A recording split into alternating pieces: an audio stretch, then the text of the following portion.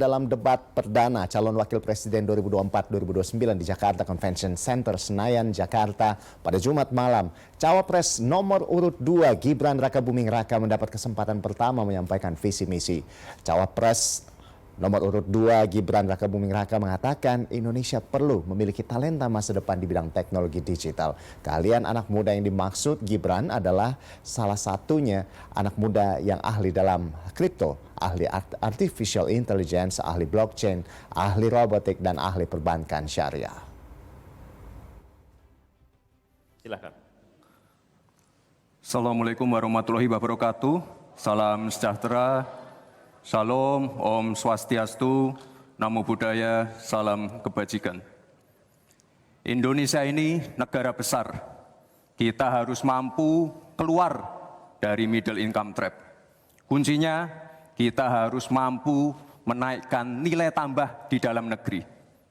Di tengah gempuran resesi global, perang dagang, konflik geopolitik, rata-rata pertumbuhan ekonomi negara kita tetap resilient di rata-rata 5%. Pertumbuhan ekonomi yang berkualitas didukung dengan penurunan angka pengangguran, angka kemiskinan, penurunan angka Gini rasio, dan juga angka inflasi yang terkendali. Bapak Ibu yang saya hormati, teman-teman sesama anak muda, lalu apa agenda ke depan? Kita akan lanjutkan hilirisasi, bukan hanya hilirisasi tambang saja, tapi juga hilirisasi pertanian, hilirisasi perikanan, hilirisasi digital, dan lain-lain. Kita lanjutkan juga pemerataan pembangunan yang tidak lagi Jawa sentris. Kita genjot terus ekonomi kreatif dan juga UMKM. Kita punya 64 juta UMKM yang menyumbangkan 61% untuk PDB kita. Jika 4 langkah tadi bisa kita penuhi, insya Allah akan terbuka 19 juta lapangan pekerjaan.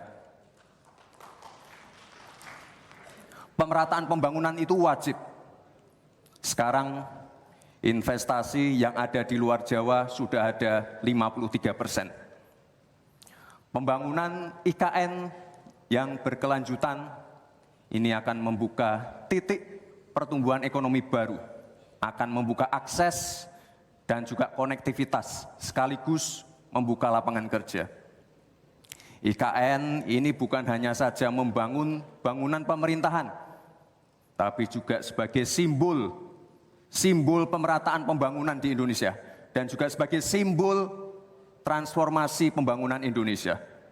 Bapak dan Ibu yang saya hormati, saya juga berkeyakinan suatu saat nanti Indonesia akan menjadi raja energi hijau dunia dengan terus mengembangkan biodiesel, bioaftur dari sawit, bioetanol dari tebu, sekaligus kemandirian gula.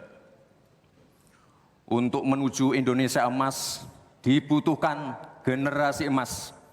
Kita harus mampu merubah future challenge menjadi future opportunity.